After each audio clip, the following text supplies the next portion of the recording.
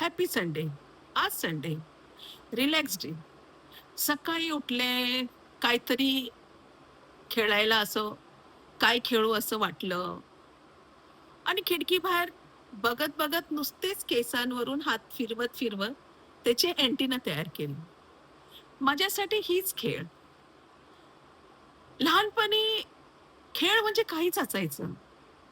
एका ठिकाणी बसून बोटं उडवत चिडिया ओढ, गाय ओढ, हे एक खेळ असायचं.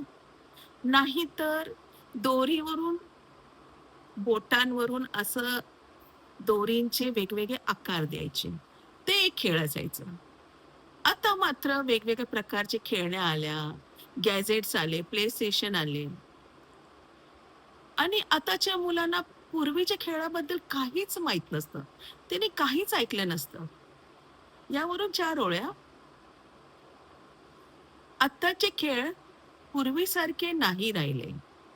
आत्ताचे खेळ पूर्वीसारखे नाही राहिले.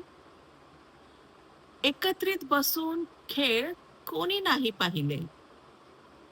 खेळणी, गॅझेट, प्ले स्टेशन, नवीन खेळ आणले,